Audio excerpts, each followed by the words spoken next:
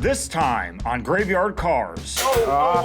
Back up. Mark and Darren build the Hemi for the 1970 Charger. I'm gonna let nothing come between us. I don't know how much more Mark I can take. Royal and I tear apart the K-member in preparation. Want to get this done, ready to go back together before Mark gets the motor done.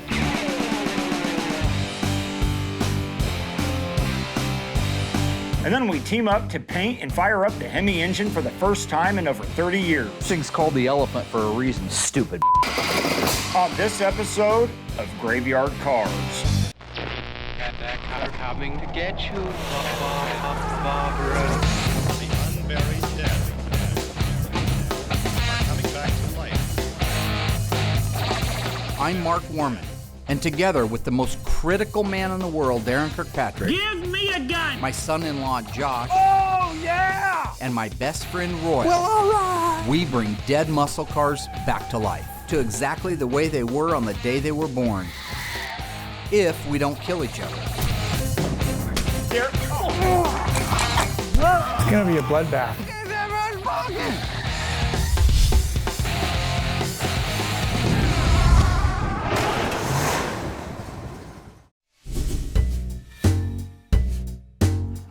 Here's a great example.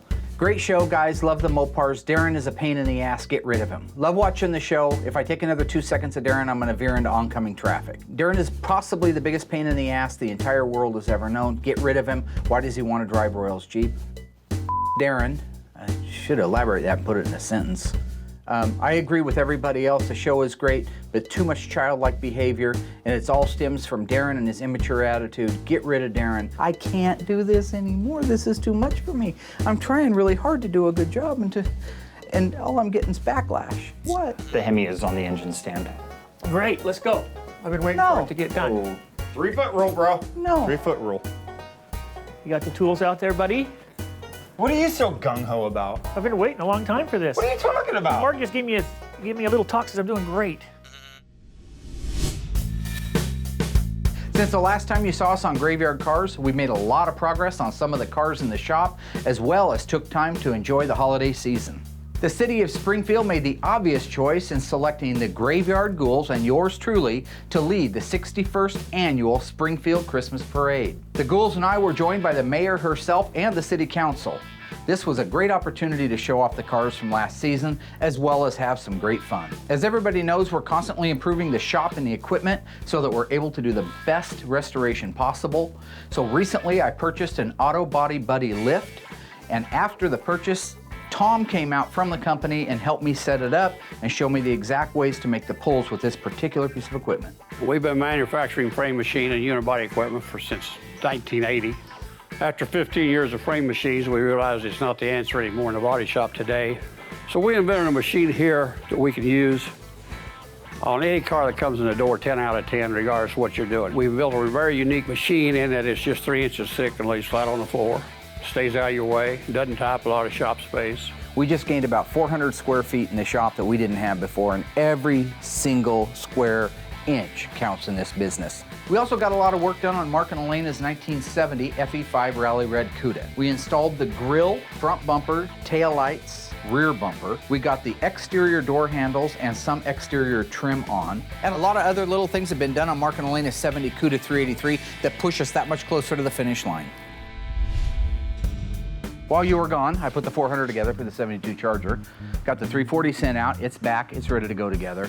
I got the Hemi on the stand, it's ready to go together. All the machine work, all the nuts, the bolts, all the fasteners are set out while you guys were playing house. I actually never really felt like I left in the first place. You know, my mind's always been here. We're all buddies. Now that the idiots are back from vacation and recess, we can refocus, get our nose to the grindstone, and start pumping out some of these cars. The plan is to divide and conquer and get things done. Instead of having 4 monkeys work on the same car, split us up into 2 groups of 2 monkeys working on the cars. Darren and I are working on the 426 Hemi for the 70 Charger RT, and Josh and Royal are actually working on the front suspension and K-member for the 70 Charger RT. Let's get this one motor done. Nothing else matters. Get it done. Focus all of our attention on it. You get that done. Get all your attention on it. Next thing you know, we're going to have all these pieces done. So you know what? And that's the other thing I want to really try to do. I told you guys I was going to do a little soul searching while you were gone. How'd that go? Mark's speech today is the same as it's been every other year. You're going to work with me. Don't stare off. No, I'm on making I'm us just a happier, making more a mental positive, note. group of people. He's telling us what we want to hear, and the first given moment, he's going to put us all down like he has been. He's quite proud of himself with his names and stuff that he calls us. The only thing I want to do before we get started here is I want to make sure that I get certain things out of my system. I've noticed you grew an extra set of eyelashes that go between your actual eyelid and your second set of eyebrows. Did I? You're even more bald, and you actually have a low spot right here that needs a little bit of Bondo and a block sand. You look like Yukon Cornelius from Rudolph. Oh, Rudolph! Welcome back. Right now I'm out in the body shop with the guys. They're putting together the rear body section on the 70 Charger RT. This is really cool stuff to show, and that's why I wanted to get the guys out here. We have an electronic measuring system by Eclipse. It allows me to measure within a millimeter exactly where a frame rail, exactly where a panel goes. So I know that the car is geometrically square. We can record that data, and then we can use it on the next car. So we get another car that's wadded up to the windshield. We know that we can set those targets in place, go back and look and see where it's supposed to be, and we no longer have to trial and fit. We just put it back to where it belongs, and we're done. That's why we use the Eclipse measuring system. You've heard the term unibody. These are unibody cars. They're a frame and sheet metal combination, and that's what makes up the structural integrity. Right now I'm looking at this car and I see a beautifully flat rear cross member. And the Eclipse probably should be showing the exact same thing. And now when I X from the front to the very rear that we just put in, we're within 3 millimeters. Here's his level setting in the back, and you can see right now that probably 1 millimeter or so up on this side is gonna make that level go perfectly flat. If we didn't have the sheet metal right now from AMD, and that's the point of it, you've got to have it. AMD makes restoration parts. In this particular case, this car would have been probably totaled if I hadn't been able to buy that sheet metal from Auto Metal Direct. It would have, because I'd have had to go buy a whole nother car, and nobody's giving a whole nother car away for 5 or 10 grand. They're wanting 30 or 40 grand for a car that you're gonna cut up. 3 and 3, nice. Yeah, we're good on the height. Okay, it's perfect. Make it happen, build me a house. Make it beautiful. Now that Mark has signed off on the foundation, we're ready to go ahead and get the sheet metal on the car.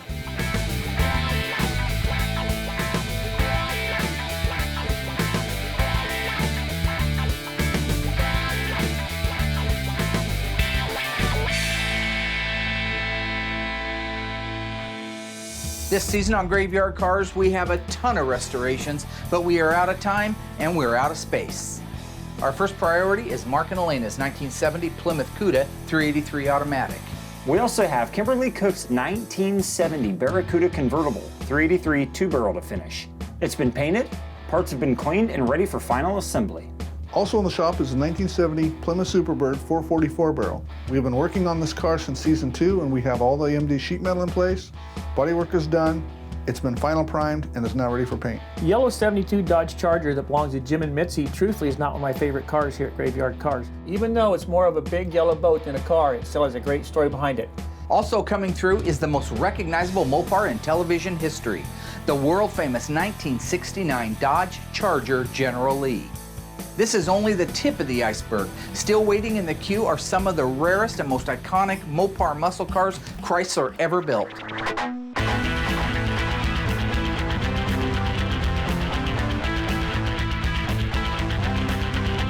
At Graveyard Cars, we're not just bringing cars back from the dead, we're bringing them back exactly the way they were made on the assembly line the day they were produced.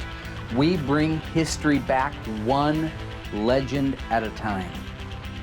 And that's Graveyard Cars. This is the original numbers matching block. There's a big dent inside the K member. I don't think it's the same car. He's got the attention span of a chipmunk. We're back from vacation with new toys, new cars, and new sheet metal. Today we're working on the 1970 Dodge Charger RT. Darren and I are building the short block Hemi, and while we're doing that, Josh and Royal have got to get the K member and the suspension torn down. Come on, Josh! This is a K member for the 70 Hemi Charger. We need to get it cleaned up while Mark and Darren are working on the motor so that it'll be ready when they're done. Here he comes.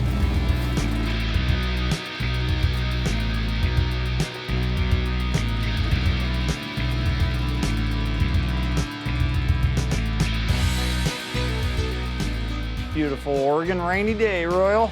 We leave it out there long enough, it'll wash itself. Yeah. I just want to heat the water up. Before we can sandblast this thing, we have to get all the grease completely off of it. If we don't get all the grease off of it, it's gonna cause little balls of grease to start balling up and getting clogged inside of the sandblaster, and that's gonna cost a lot of time. So we're out here, we've got the Aladdin pressure washer, we got the heat cranked all the way up. It's just gonna take that grease right off, just like cutting right through butter. You know, it's actually really beneficial that Royal's here today doing this, because I've been cleaning the last countless amounts of K-members and front suspension parts, and you get completely soaked. Now he gets to see what it's like. Josh usually does the power washing. I like to do it once in a while. Josh was finishing up where all I missed. Although I don't think I missed any of myself. I want to get this done, get it apart, get it ready to go back together before Mark gets the motor done. Hey Royal, we're done, buddy.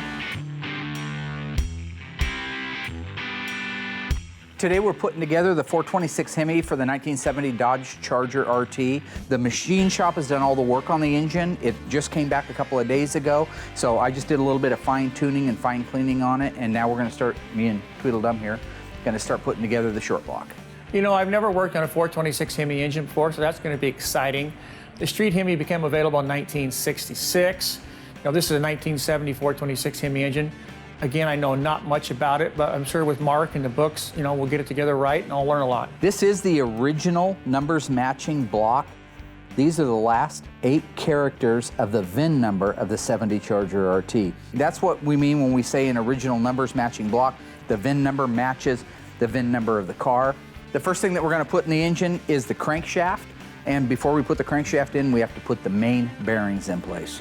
So these main bearings, just like the rod bearings, have these actual tabs right here. So you'll see the tab there. You'll notice this one has no hole in it.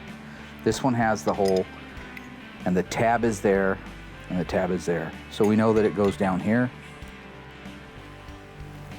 pushes down into place. And did I lose you already? No, I just went to another one. It's the shortest attention span I've ever seen. I wasn't done. So this is the top half one. This needs to go in the top cap. We should probably do that now. So here is the main cap. Again, this has no oil journals in it, right? This one has no oil journals in it. Should this go in there like that? Wherever the notch is. Okay, so the notch is there. That notch is there. That's gonna go down in there like that. And like that. And now that center main cap has the bearing in it. We don't have to wonder where it is or where it went to. So we can just, since we're gonna be using it pretty soon, let's just set it there. So we have the front, which is represented by the F. Can't get that messed up. That goes at the front of the block. Why are you doing this? You got them out of order.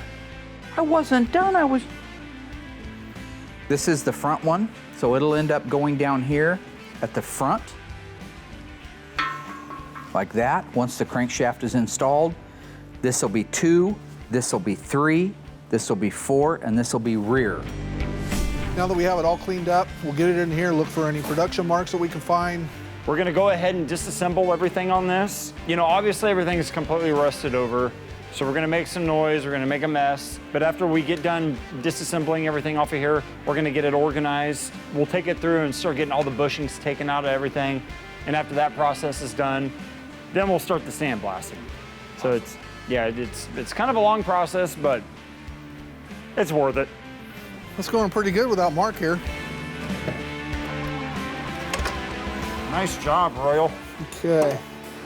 We're running out of space. Yep, too many cars, not enough time, not enough space and time to do them in. Now we're ready to set the actual crankshaft down in there. Make sure you use an assembly lube of some sort. I like to be plentiful, because you're not gonna hurt anything by being plentiful. So we're gonna set the crankshaft in now. I got it kind of backwards. That's okay, Mary, I don't need your help. I'm sorry, I wasn't gonna call you Mary. I always just like to check everything. As you put it together, you keep checking how easy it rotates. Instead of putting the whole thing together, rotating it, find out it doesn't rotate, what would you end up doing? Taking everything back apart until it did. This way you go one piece at a time. So these are the main caps. So Darren, feel free to start putting your own in. Just put them in by numbers. This has got an F on it. That'd be the front, yep. So right now it looks to me like all the main caps are resting. They're not bolted in certainly, but they are resting. Okay, so what we want to do is just make sure these are down into place before we put our cross bolts in. So I'm just putting about 10 pounds on them is all. So a little something to make sure that they're seated against the actual block itself. 50. How close do you think you'd get if you had to 50. guess it, though? They just sort of... I think I'd get pretty close. 50. You're having trouble. We get Josh to do that for you to 100 pounds. I don't think I need his help. I believe that we are a team that works together to save old Mopars, and I think we'll always be a team. I'm going to let nothing, nothing come between us. Wow. See if that engine rotates. Feel good? Like margarine. Chrysler introduced the 426 Hemi street version in 1966. By 1971, it had exited the scene. During those years, what induction system was used on all of those engines? Was it the single 950 CFM Holley carburetor, the 440 six-pack induction system, or dual AFB carburetors? The answer coming up after the break. So what was the original induction system used on all 66 to 71 street Hemis? Well, the Holley six-pack setup was only available on the 340 and the 440. The 383, 440, and 340 would have been a single four-barrel in any other application. That would have left only the inline dual-four AFB as the induction system used on all 66 to 71 street Hemis. Visit graveyardcars.com to learn more. Royal and Josh are cleaning up and tearing down the K-member for the 70 Charger RT in record time. Darren and I have been getting along famously while we're building out the Hemi. Next on the list, we're going to install the Pistons.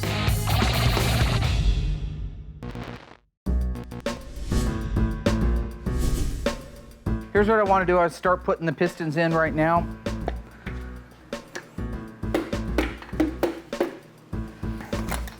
Once the piston's gone below the deck height, that means the rings are seated down into the cylinder itself. I'm going to press that piston in further until that rod bearing that you saw us shoot grease on butts up against this rod journal.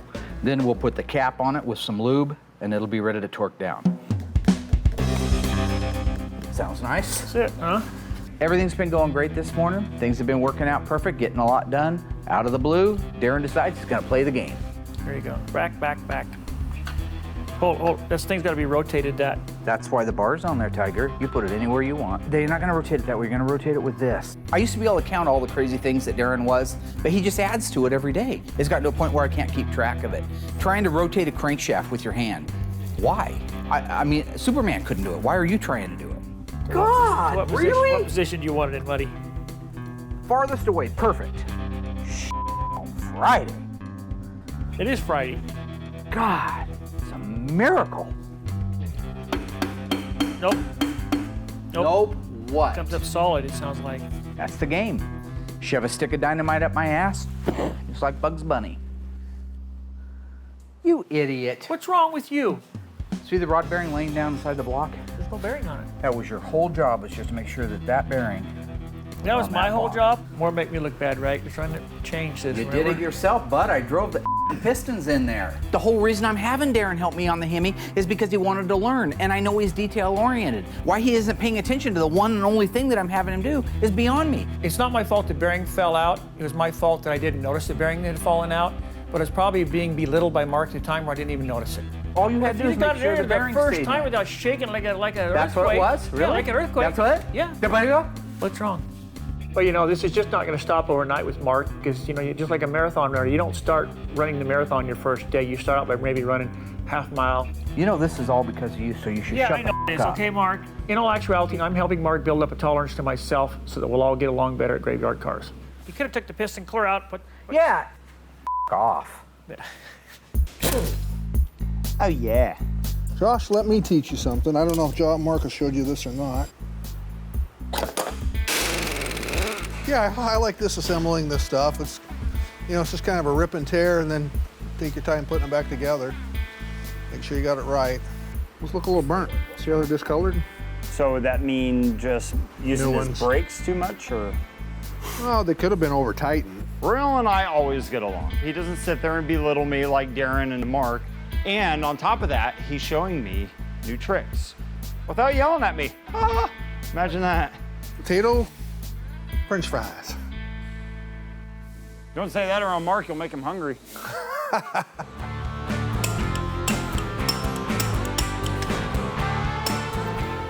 Oh, nice. Yep.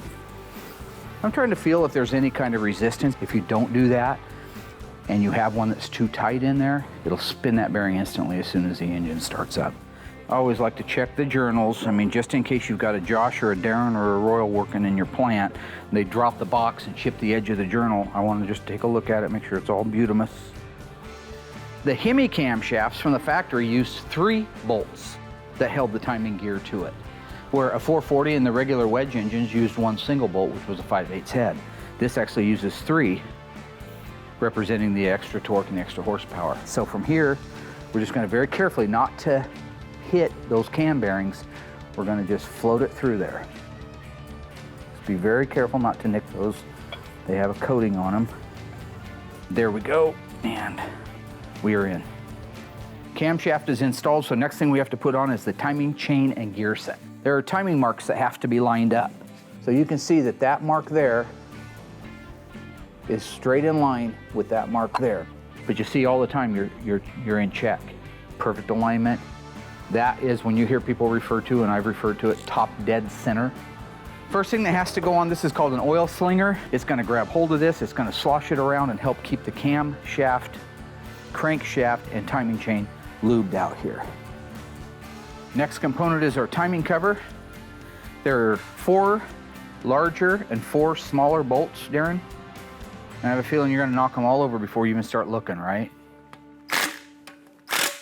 This is a 426 Hemi, 440, 426 Hemis, and 340s all used a windage tray. And because this goes in there, you need an extra set of gaskets. So now we're just gonna set this down on there. Let's put the oil pump on since it's upside down. Done. I still don't agree with you about this being the same car, same engine and everything, the car that Tony saw.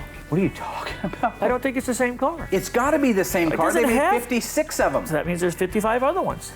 You know, it was shortly after we got the 70 Charger from New York, the Hemi car, that I got the call from Tony talking about the fact that he used to go over and knock on this guy's door and try to buy the car all the time from when he was a little kid. And I've been sharing that story with Darren, and he cannot, in his mind, he cannot grasp the idea that Tony has no reason to make that story up. No, I didn't call him a liar. Go call him. He's got a bad memory. Call him. That whole made-up story about the 70 Hemi Charger being the same vehicle that Tony saw somewhere past in his childhood or a dream or something, I still don't believe it. I'm tired of your games, man. Not a game, Mark. I mean, I'm tired of these stories you come up with just to relate it back to Graveyard Carz somehow. It's all about you and right Tony. Now. It's all about you. Again, it's you about you.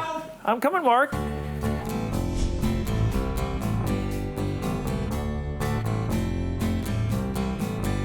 Well, it looks like I'm by myself now. Royal had to take off to go to his other job, which is totally cool. So the first thing that I'm gonna go ahead and sandblast is gonna be the K-member. When these things are completely covered in rust, you can't see anything, but after you get done blasting it, you can see it all.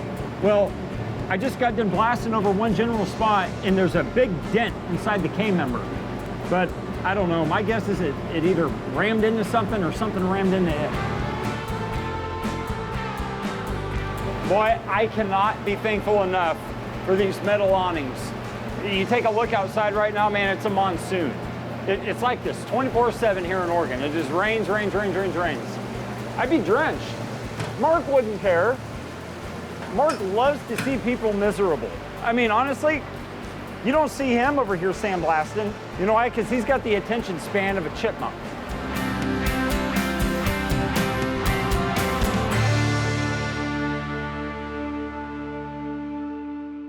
These valve covers were actually on the engine when it went orange.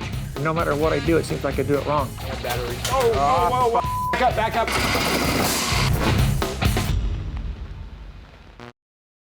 Graveyard Carz has just received one of the rarest Chrysler muscle cars ever made, anywhere, anytime. 1970 Dodge Coronet RT 426 Hemi 4-speed convertible. They built 2 of them.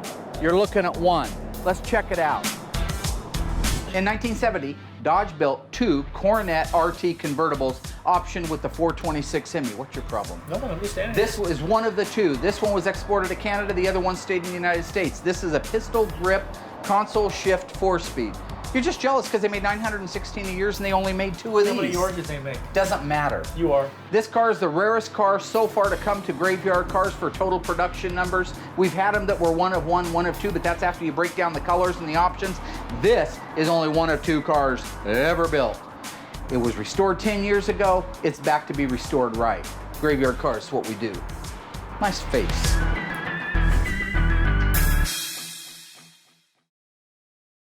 Josh and Royal completely disassembled the K-member for the Hemi Charger. Royal took off for his existential job, leaving Josh to start media blasting the K-member and suspension pieces. Meanwhile, Darren and I got the pistons, camshaft, timing chain, oil pan, oil pump all installed in the Hemi.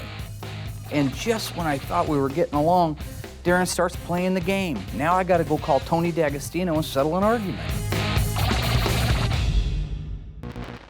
Call him right now. What is wrong with you? Can't wait. I can't wait either.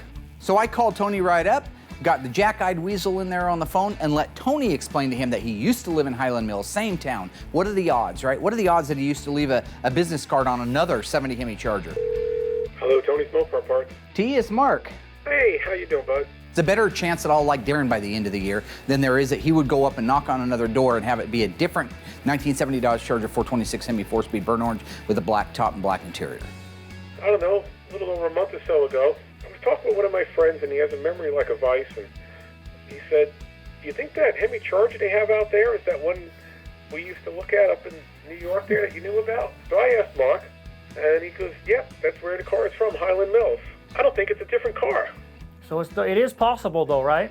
That is a great example of who Darren is. You can give him all of the proof in the world for something, but in his mind, if he doesn't want to believe it, he's not going to believe it. And even if he does believe it, the whole goal is to throw you off. That is an element of the game. His sister and himself had both been in contact with me. They noticed my business card, that his dad had saved my business card, and they still had it in the house.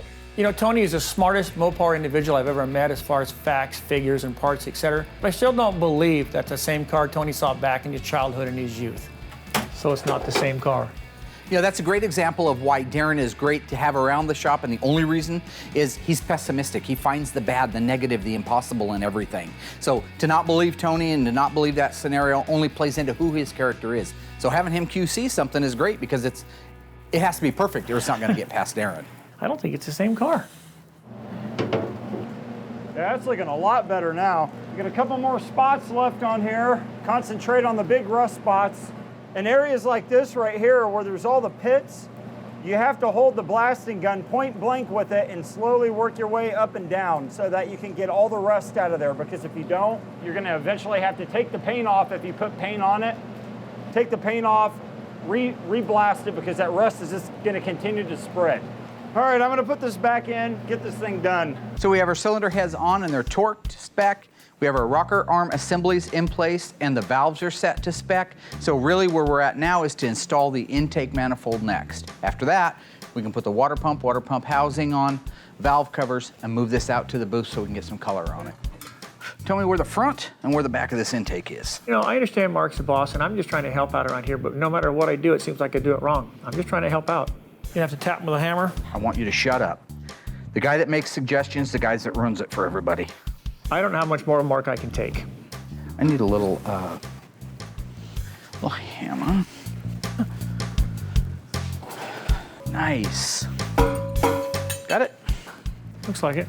All right, let's put some bolts in that mother. Now that we have the factory dual 4 intake manifold in place on the 426 Hemi, the 2 throttle return brackets, dual 4s, and the throttle return bracket itself, we can actually torque everything down with an inch-pound torque wrench to spec and move on to the next step.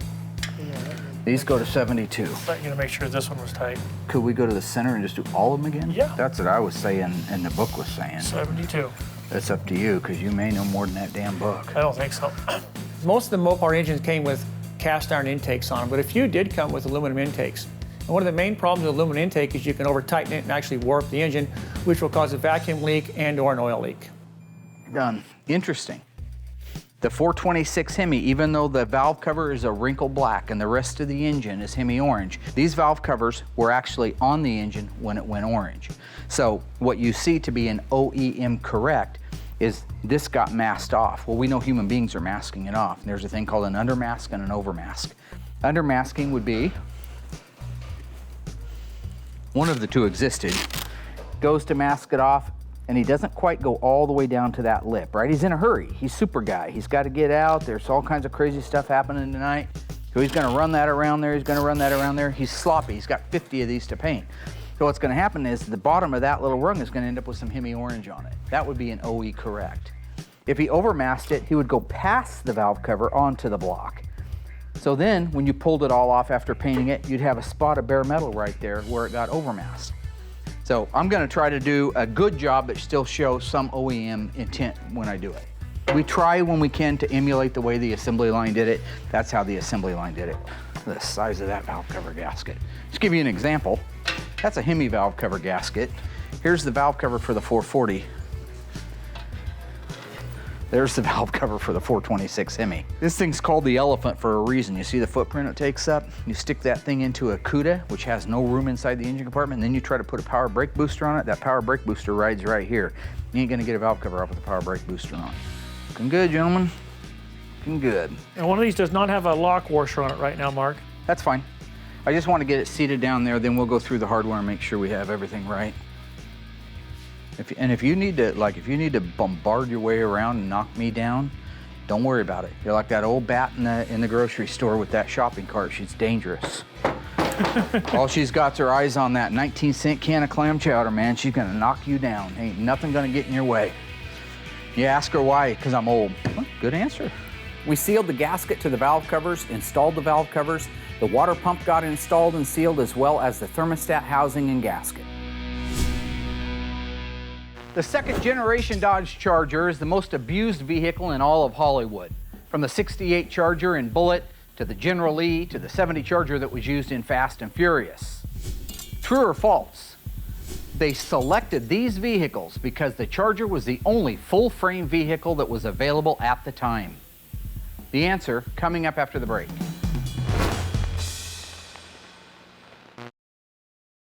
Neither the first generation, second generation, or the third generation Dodge Charger was a full-frame vehicle. Therefore, the answer is false. In the case of our Mopars back in the 60s and the 70s and even the early 80s, the unibody takes the floor pan, the quarter panels, the trunk floor extensions, the upper deck filler panel, the rear package tray, the rear valance, the rear body panel, welds all these units together, and collectively, those make up the structural integrity of the vehicle. So basically the difference is a full frame vehicle would have had just that, a perimeter frame on the bottom and a body set down over the top. So why was it such a favorite in Hollywood if it wasn't the strongest car on the road? Because it was the best looking car on the road. Dodge Charger is the sleekest design of any car company in the history of the world. Visit graveyardcars.com to learn more. We finished building out the 426 Hemi for the 70 Charger RT. Before we can paint it, plumb it out, and fire it, I got to go out and give the body men the green light on the 70 Charger that they just finished doing the pre-fit of the sheet metal on. It really is getting to be crunch time right now. We have a multitude of things going on simultaneously at the shop. I've got to go out and sign off on all the pre-fit and all the sheet metal on the 70 Charger RT so that they can start welding it up. The minute I do that, I can come back up and start prepping out the 426 Hemi to start putting the Street Hemi orange paint on it. Wow, it looks good. You got final zero on everything on the Eclipse? Yeah, we did. It was, I think this was just 010, but God. Yeah, just perfect. Well, the factory, if they got it within, I think it was a foot, they were making. Right? Oh, Yeah. You Give can or take a quarter inch. Look at some of those cars out back where these, especially this inside corner on a Charger, ask anybody that's ever built one of these. You got a glob of seam sealer. Right. I mean, that's how close they are. A glob literally 6 inches across of seam sealer. So I just did a quick follow-up with the guys, see how they're doing on the Charger. They have all the AMD sheet metal in place, aligned to perfection. You're just cleaning up the corners now? We are. Okay. We got to put the corner pieces in as the last piece that we got to fit. Yeah, it goes on from the outside. So the next step is to give them the green light, which I've done, to disassemble it and start actually welding all the panels into place. So hopefully the next time we see it, it'll have a back end welded on and ready to start doing body work. Get it apart and start welding. You got my blessing. You need anything from me? Nope. You're the man. That's what I'm talking about. With the assembly done, it is now time to mask and paint the 426 Hemi for our 1970 Dodge Charger RT. So we're at the point now where the engine's ready to paint. All of the pieces that are supposed to go on the outside of it so that they can go orange are on and in place. The valve covers are masked off because they stay crinkle black. And we got it lifted up on the hoist. I've got the paint mixing right now inside. I'm gonna turn the booth on, warm everything up, and get ready to start painting.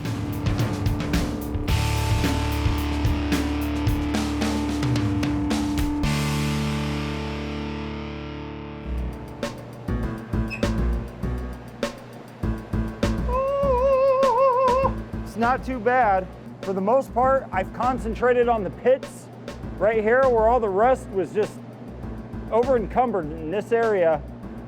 And I pretty much got a big brunt of it out, if not all of it. Now I'm gonna take it over and re-clean it, spray some chemicals on it and call it good. Okay, so I just got done blowing the K-member off and I needed to bring it over here to the solvent tank just to make sure I give it a once over, get all the grease off, any kind of dust, dirt, whatever. Let all that stuff drain out for a bit and it'll be good to go. Hand it off to Mark. Pretty excited here now. We've got the 426 Hemi for the 70 Charger RT completely assembled to the point where we can have it run on the engine run stand. We were very fortunate with the Hemi Charger.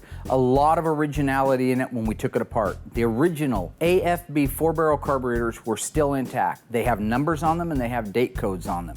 When you hear numbers matching, it's not just the VIN, it's a lot of other little things. If everything's gonna match, those are the originals. That means they have to be restored with care. I only trust Scott Smith up at Harms Auto. So we have all the corresponding gauges here. We can monitor everything. The only thing we have to do is roll it out into the shop, move it down to the end where the big door is because we don't want to start it inside with all the gas and the smoke and everything. You don't want to really run an engine without exhaust on it just because the cool air can go in there, feed back up and possibly warp something that's really hot. And it's just smart. It's a spark arrestor. It keeps anything weird from happening. Yeah, batteries. Whoa. Back up. We're grounding off on the battery. Yeah, batteries. Whoa. Back up. We're grounding off on the battery. We're probably going to have to go higher with this system right here. I think we're too far forward. I don't care where you go with it, but it Let's needs put to it go back high, in the you sucker. I think the mufflers are too heavy, so you need to pull it back more where the weight of the mufflers is. And dummy. Here. And when you do, it's still going to not be high enough. So why don't we cure both of them at the same time? Why don't we get taller jack stands? F off. You're the ones that went and got them. Okay, what do you want me to do, buddy? Stupid. Irrelevant piece of. What's the problem, really? It's the technicality game with Darren. If I say, move the exhaust up, well, I didn't say move it up 12 degrees or I didn't move it up 3.5 inches. He just yards it up in the air and holds it over his head or drops it to the ground. I don't have to be specific. Use your head. It's common sense. Did you not notice the Okay, but why exhaust can't I lift these up? pipe And you guys... right here? You need to spark it. Okay. We'll put something between it. Let's raise this up and just use this. Today's not going very good because Mark and Josh are just constantly going at it. And me, I'm just trying to be the neutral, be the calm one. So we're doing really well. We've got literally everything on the motor and ready to fire up. We got to put the battery charger on the battery because it's been sitting for a few months since there was a motor on it running. Other than that, we're ready to hit the ignition and see where we're at. I really don't want to look like total f***ing idiots this year. The thing about the guys is, when the cameras aren't running on them, they actually do a good job. They follow instructions. That's how we get these things done. But when the cameras come out, it's like, you know what, Christmas time or at the holidays, when the nephew hears that somebody's got a camcorder and all of a sudden it's live from New York at Saturday night. You know, I'm a natural comedian. The wit and things like that, I was born with that. You can't just grab it and learn it. But they see that and they want to emulate me. Main power right here. We have good voltage. It's over 14 volts. That's good. It is on the battery charger. That'll probably go down really quickly. This is a big motor with a lot of compression, so it's going to take a lot to turn it over. This is our oil pressure gauge, which is reading 0 because we have not started the engine yet, but I did prime it yesterday and got this to run at a constant 60 pounds with just the drill hooked onto it. Water temperature, again, if everything's cool, so it's setting down there at 100 degrees. We're going to want it to run somewhere between 160 and 190. That would be a great operating temperature for this motor inside here. The first thing we want to do is check for fuel leaks, so I'm going to turn the fuel pump on. I want you to watch. Oh, beautiful. Look at that. Looking good? Let's just see what we got. I'm going to crank it over without coil power right now, just so I can make sure everything's turning over like it should.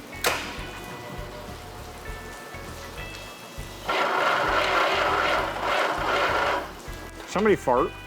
It's sulfating, you smell it? Yeah. The plates inside are shorting out, I think. I'm not sure, but all I know is it doesn't create any voltage. So every time, like right now, it's sitting there without the battery charger on it at 10 volts, so the battery's shot. Dadgummit. So you moose need to go down there. M-O-O-N, that spells battery. We need one now.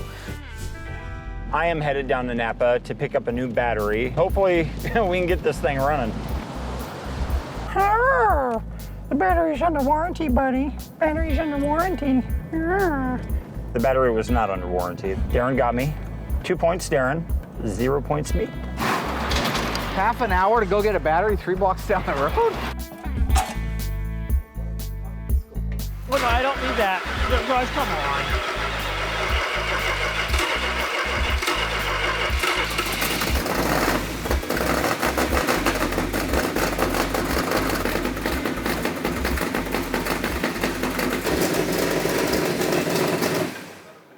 Okay, we have no choke open. So far, so good. The choke's set up a little fat right now, meaning that it's a little rich. So I need to back it off just a little bit.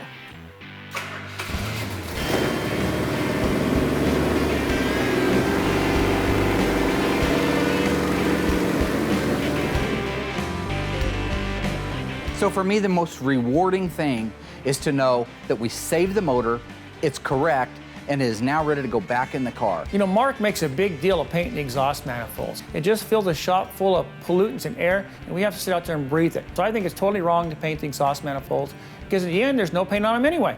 I don't want money and I don't want medals. What I want is to put these cars back on the road again the way they were the day they were built.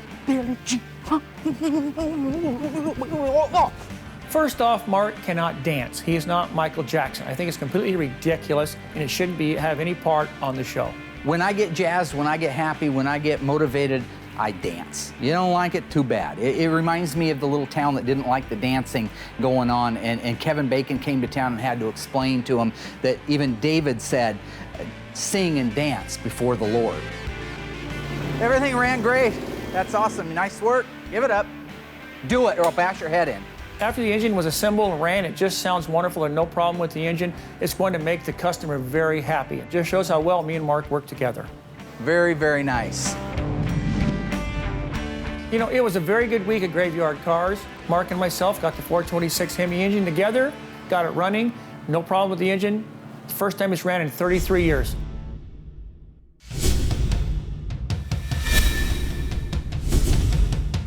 This season on Graveyard Cars, we have more cars than ever before. The Waltons' 1972 Dodge Charger Rally, Kimberly Cook's 1970 Plymouth Barracuda Convertible, Mike Hill's 1970 Plymouth Superbird, the Daly's 1970 Plymouth Cuda, and the 1970 426 Hemi Dodge Charger RT, and the legendary 1969 Dodge Charger General Lee. With over 30 cars waiting in the wings, we're running out of room fast, which means it doesn't take much for Squat Dump and Flush to back me in a corner. We have more cars to finish, more people watching, and more to lose if we fail. Welcome to Season 4 of Graveyard Cars.